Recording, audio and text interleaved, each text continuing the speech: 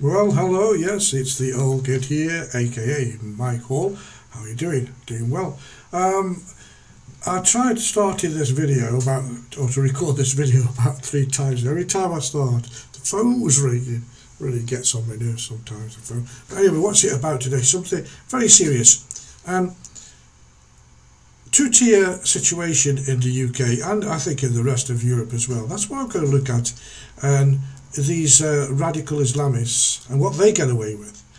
And I'm going to start off by a little statement that was made by, just to set the scene, that was made or spoken by Lee Anderson, who just happens to be one of my all-time favourite politicians. He's a really, really good guy, I think he is anyway.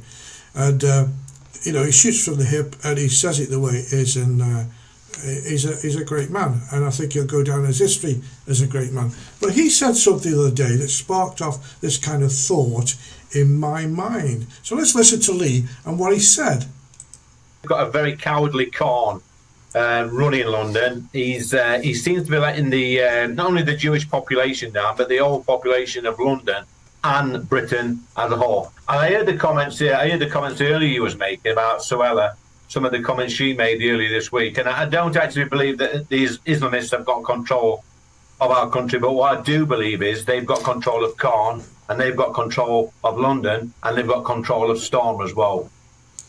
Well, yeah, see, got control. This is the word I'm looking at. This is have they got control, or are they getting control, and how close are they to getting full control? And I think they're very, very, very close.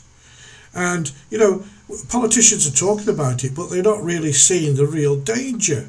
As I see it, there is a real danger. Now, for a start, if you say something in the UK at the moment, and it kind of says something that they don't like, the radical Islamists, then you probably get arrested for it. But if they say things, and that's what I'm going to get into. What are they saying? That if the boot was on the other foot, if we said it, you understand what I'm getting at? Yeah, all right. So, anyway, let's take London for a start, and also Birmingham. The 2 biggest cities, or the first and second city, as I see them, in the UK. Now, of course, he mentioned that we have this ugly man here. I call him the hook-nosed troll. Probably get me for that, but he is the most arrogant person I know who's in any position of power. He is destroying London. He makes statements like we need more Muslims in London. He doesn't mind that the pubs get shut down because of the high taxation, because it helps his cause to make London alcohol free, because he doesn't like that. And there is no-go areas in London. Don't worry about that. They say no. For example, before we go into the city, the sort of Islamic wedge is driven deeper into the UK society. Now, before we go to towns, it's not just towns they're taking over. They're actually taking over the prisons. They actually run prisons. They're inmates, but they run prisons. And these sort of based on reports which came out in 2015, the allegations that non-Muslim inmates in some high-security UK prisons were being pressured by Islamist extremists, prisoners, to pay a protection tax. As they put it, jizya. We'll use this word jizya because that's their word. Locations the alleged extortion was reported in high security category A facilities, specifically Belmarsh, Long Lartin, Woodhill and Whitemoor. Now, this isn't on, is it? They're all prisoners, but they're running it, yeah? And the method of the non-Muslim inmates were allegedly bullied and threatened with violence unless they made payments using the prison phone cards, food, tobacco, drugs. And extortion demands reports indicated that some victims were told to arrange for money to be transferred to nominated accounts of family and friends on the outside. So not only are they taking advantage of non-Muslims in prison and extortion from them, because of course you're a kafir, you're not them. And now the context, the report, which surfaced from government-appointed team of investigation prison extremism, suggested that Islamist extremists were using these tactics to force conversion to Islam or establish rules based on this interpretation of Sharia law within the prison. So in other words, they're locking the prisoners down. You can convert and you're okay. Now, let's start with London, as I said. Just to give you, it's not just in the street, it's in institutions where these people, considering they're only about 6% of the population, they get 100% of the attention of the media and everybody else. And they've been showing the force that they have. For example, praying in the streets. Thousands of mosques over the country, but they pray in the streets. Why do they do that? That's a show of force, saying because we can do what we like, so we will. I mean, the safety of people on the street, because the police have got their hands tied. They're basically controlled by this little muppet here, and he controls the police. He's in charge of the police, and they go very soft on the Islamists and the protesters and the what they call them, Gaza protesters and all the rest of them. They get away with murder. Okay, they deface things and all the rest of it. But if a white Caucasian or a black guy, Christian guy, or a Sikh or a Hindu object to that behaviour, they're more than likely to get pulled in. As if a Jewish person tries to stand his ground, he gets arrested, not the people who are attacking him. It's a complete horrible situation. And what's furthermore is they're putting more and more of undocumented males into areas where they can cause the most havoc.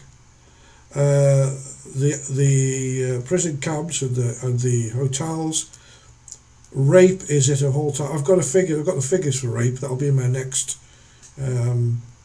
video, not this one, but this is basically about the two-tier system. So as you can see, we're already building a picture that it's not doing well. In London, is just one extreme. But let's look at this person, okay? And I want to talk about London's second city, which is Birmingham. And this guy is the mayor, Zafar Iqbal, his name is. Okay, that's his name, and the Lord Mayor is his game. Now, Alum Rock in Birmingham is predominantly South Asian Muslim majority area with strong, distinct community culture. While it's unfair, or they say it's unfair because they write these reports and try and make it sound as if it's not as bad as it is, it's unfair, characterised by some of the media as a no-go zone. It's not inherently dangerous for non-Muslims, but does have specific characteristics and challenges to be aware of. Oh, it's okay, it's not dangerous, but it is. Okay?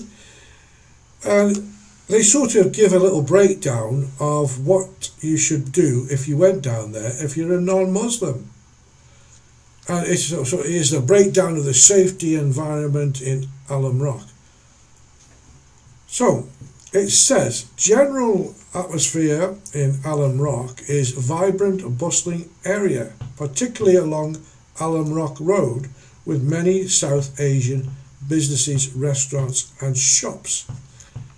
And it's a very tight-knit community. And non-Muslims might stand out and feel like outsiders, but that doesn't mean it's unsafe. I don't think you're saying that as it really is. Because I know people who went down there, who've been down there and walked along there, and a lot of them were sort of, how can I say, they were stared out of the street. They were sort of followed, they were, you know, there's groups of youth following them along, and they felt very uncomfortable. Okay? Now this is Britain, and there should be no such thing as a no-go area anywhere in the UK. It's for all and everybody in this country. It's not a division, it's not a caliphate, it's not, everybody should be able to move and go wherever they want. But it seems no. I was going to talk about East London, but I've spoke about that before. But I'm talking now specifically about Birmingham. The safety and crime, and this area's sort of reputation is for high crime rates and antisocial behaviour, with reports of drug-related incidents, and according to some data, Alum Rock is considered a high deprivation area. Crime, including theft, a risk, but not typically targeted on the people who are based on their religion. In other words, they don't seem to mind attacking other people, and the crime rate is high, and they don't seem to carry it out mostly on the people of the same religion. That tells you again that it's intimidation for the people. I was speaking to somebody who actually lived near Alum Rock, and actually in the end he lived there for about 30 years, and he's moved. He just doesn't feel safe there anymore, or didn't feel safe. He's gone now anyway. Now they say that it's a no-go zone myth. Okay. And they claim that Alum Rock is a no-go zone for non-Muslims. It's inaccurate. While highly segregated with very high Muslim population, often 90% of the population is Asian, and it's part of a city open to all. Yes, the rest of the city is open to all. And I like how they word these things. Alum Rock's not open to all. I mean, social interaction. Some visitors who went there report feeling stared at. Well, I told you, that's what they do. They kind of stare you down. They don't want you there. You're not right. You're a kafir. Unclean. Go away. Okay? And the visitors feeling that stared at, and the area is not frequently visited by tourists. Of course not. People from outside the community, however, the community can generally focus on its own daily life and not on outsiders. Why this word outsiders, it intrigues me, because if you live in Britain, it doesn't matter where you come from, you live in Britain, you're supposed to assimilate. You're supposed to get on and live within this culture. We didn't bring you here to change our culture. We brought you here, or we allowed you here to live with us in our culture. But again, it's the only one that's trying to change. I don't hear anybody from any other place saying we need to change our ways to suit their ways.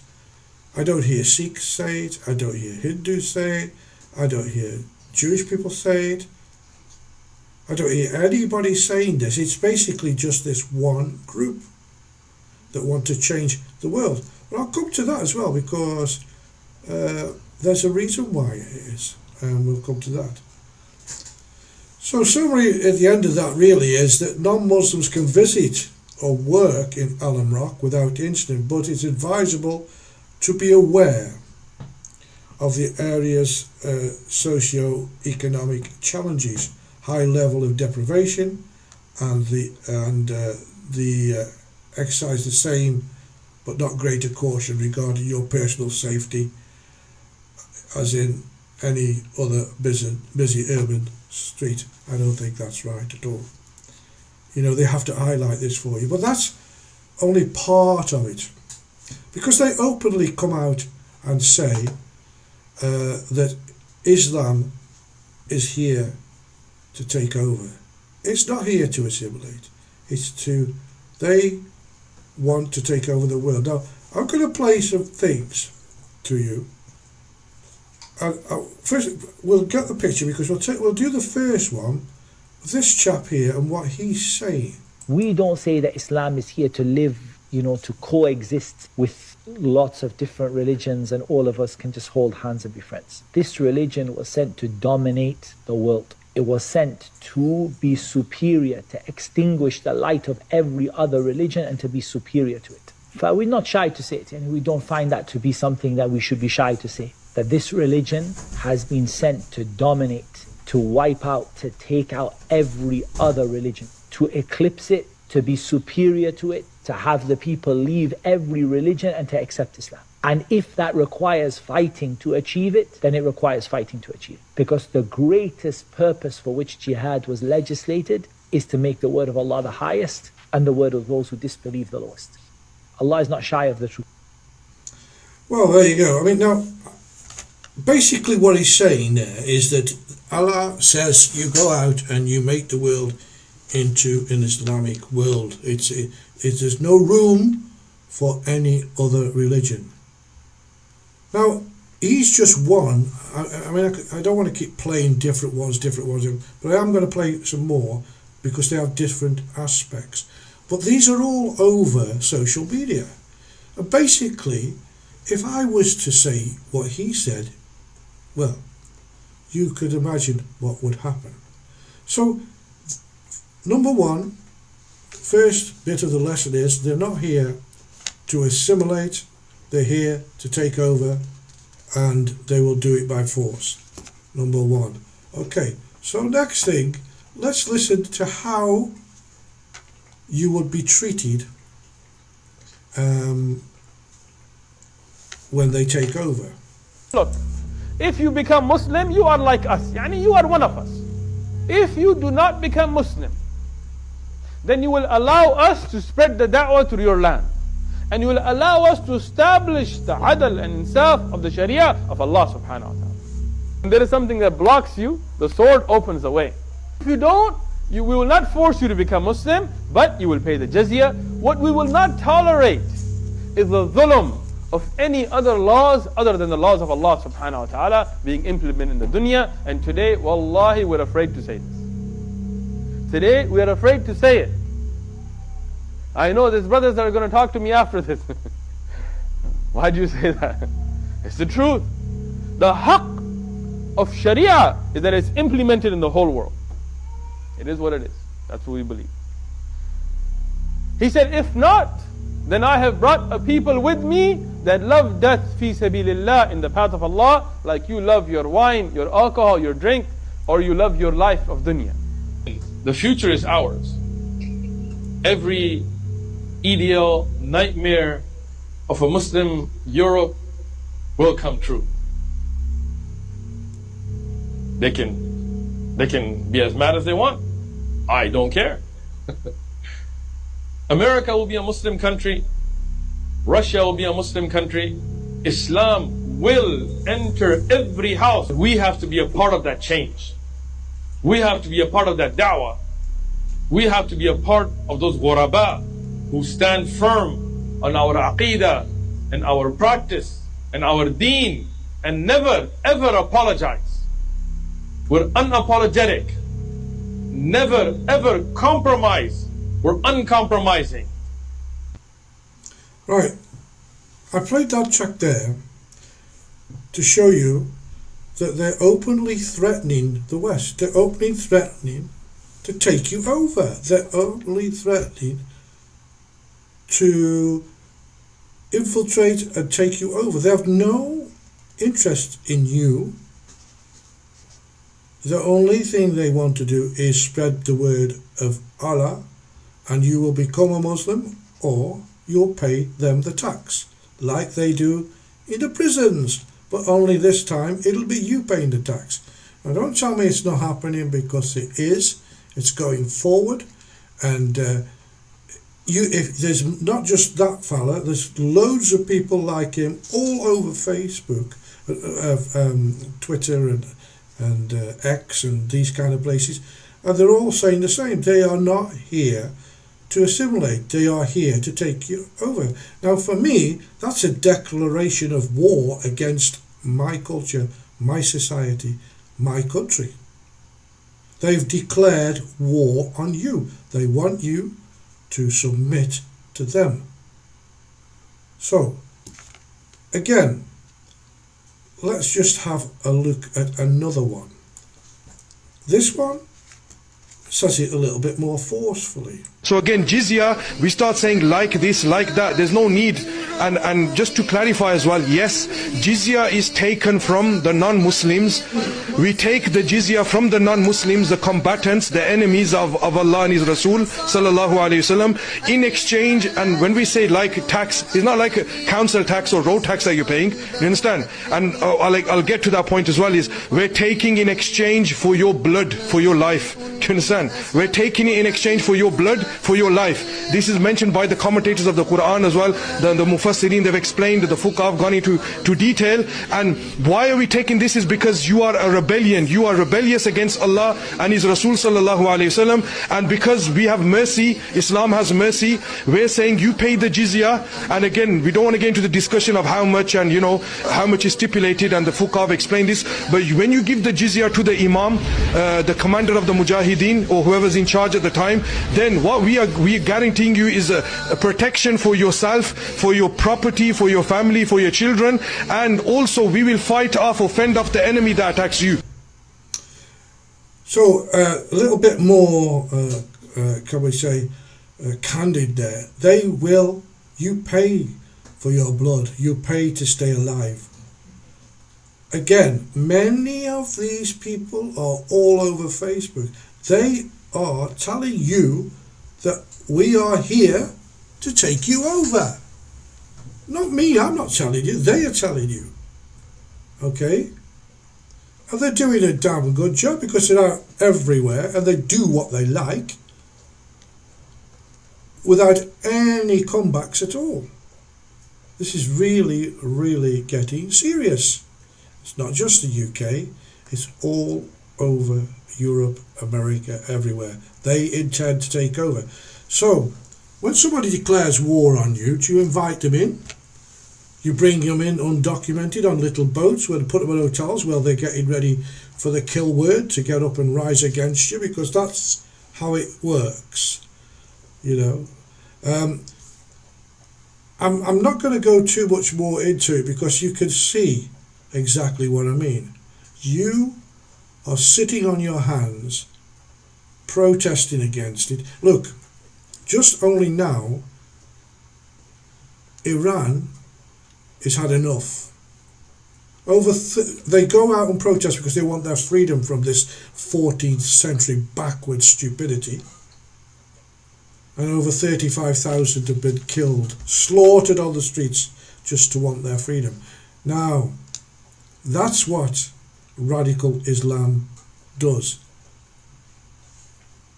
Prior to I've done a video about it previous to this, about Iran, but prior to 1970, 71 or 75, I'm not sure, you would have gone to Iran for your holidays.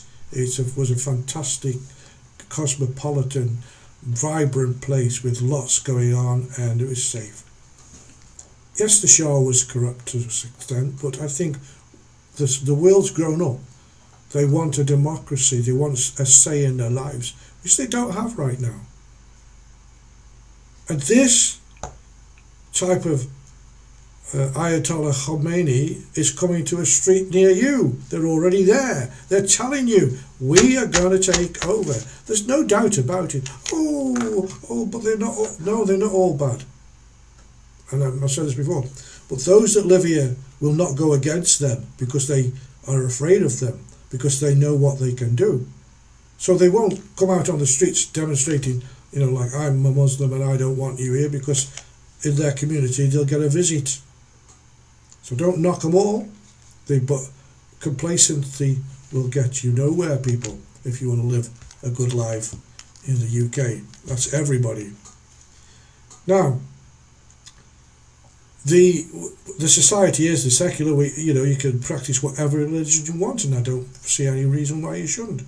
But you shouldn't be enforcing it on the society or indigenous people of the country that you are a guest. You've been invited to stay at, not to take over. Now, just before we leave the Birmingham, you've got to remember that even in our parliament right now, never mind the two mayors, we've got infiltrators, Muslim infiltrators, who are being voted on a ticket of, free Palestine or whatever, or Gaza or whatever you call it, right? What's that got to do with Britain? Nothing. They're there. And now, for example, in Birmingham, in parts of Birmingham, they don't want any Jewish people. They stopped Jewish people to go and watch a football match between an Israeli team and Aston Villa. And they think they're powerful. It is not correct. They're showing their force, and you're pandering to them. I mean, and now, for example, just have a quick look at this. This here. They came specifically against Islam. They said, we're coming on a crusade. They said that we need to take back our streets. So my brothers, this is a show of unity as the brothers have mentioned. Even if they don't come today, we stand firm to let them know that if you come, anytime, we will stand firm. Anytime. And we will be ready to defend our masajid, to defend our elders, to defend our women, to defend our community. We're not the ones saying we're going to come on a crusade. We're not going into your areas to cause you problems. You're coming into our homes, and you want to cause us problems. What's wrong with us standing up for our legitimate right? Today's not a day about who's from what ends, what options here, who you got a problem with. Today is a day when you unite upon La ilaha illallah. Muhammad Rasulullah. La ilaha illallah. La ilaha illallah. Takbir. Allahu Akbar. That's Tower Hamlets. Now, Mr. Khan, now we'll go back to Tower Hamlets is in London, for those who didn't know, East London. And they're getting ready to stop a protest. Not a protest, it was going to be Christian march through the streets. Very peaceful with a cross like they do. Yeah, they're going to march through. You might say, oh no, they can't do that. That's Saturday. No, it's not there. Eh? This is part of England. And a Christian, a Muslim, a Sikh, a Jew, Jehovah's Witness, whatever they are, should be able to walk freely through those streets without fear of being attacked. But what they're saying is, no, you won't come through here. We don't want you Christians walking through here, and we will attack you. In other words, and what does the Mayor of London do? He refuses to let the Christian march take place. Okay. Not good, is it? So you've got Birmingham, you've got parts of Manchester already, you've got Bradford, Leeds, London. It's like a growing cancer, is this radical Islam. Has to be stopped. And I don't know, well, I do know what I would be doing if I was in charge, but I will not say it on this video. I've got nothing against good Muslims, as I told you there is, but they're more afraid than us of these radicals, because they understand what these radicals can do to them. So they keep quiet and they sit and listen to the bullshit that's been spouted out in the mosques. You know, you will do this, you will do that, we will get this, we're here to take over, we're not here to, assimilate. The whole world should be Islam, it should be Sharia law.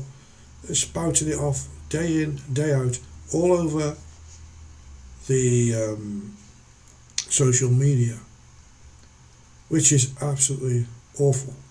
By the way, before we go any further, because I've just got a couple more things to do, bestbeforetv.com, that's my TV station, 24 hours a day, all retro, old kind of things going on, lots of TV series and old films, and you can get in touch with me at X, which is best before T, just best before T, and bestbeforetv@gmail.com. Send me what you think, and of course you can like the video on wherever you find it.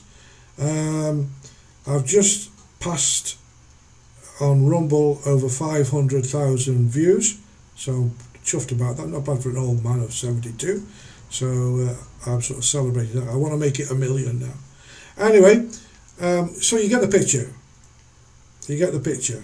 Let me know what you think. Tell me what you think our government should do. It's coming up to just gone past the half hour. I'll try to keep them to half an hour. But let's put the boot on the other foot. What if... There are 3 choices to stay in our country: convert to Christianity, pay a tax for protection, or do nothing. In this case, we will enslave you or kill you. You choose. What about that? Want to hear it again? I'm sure you'd like to hear that again. Listen carefully to what he says. There are 3 choices to stay in our country: convert to Christianity, pay a tax for protection, or do nothing. In this case, we will enslave you or kill you. You choose. Now, as you can see, I made that with AI. It's not a real thing. But could you imagine saying that, or a priest from the Christian faith, or Catholic, or other, coming in and saying that to them, or going to their country and saying that to them? You'd be dead within 10 minutes. Here, oh yes, we'll give you 10 million to protect your mosques. Not churches, no. Over Europe, they're burning down churches, they're taking them over.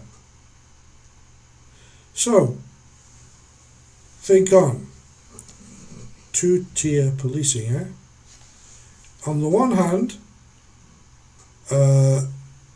you've got this guy. We don't say that Islam is here to live, to coexist with lots of different religions, and all of us can just hold hands.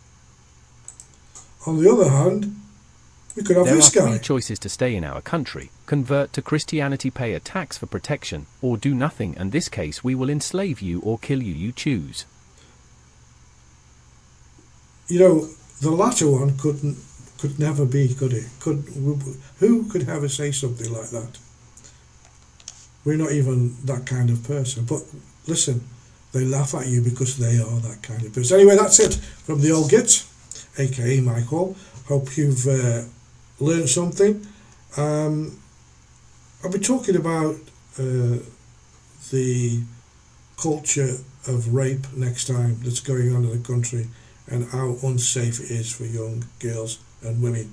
But that's another one. So until the next time, stay safe, and please think on about what I've just said. Until the next time, bye.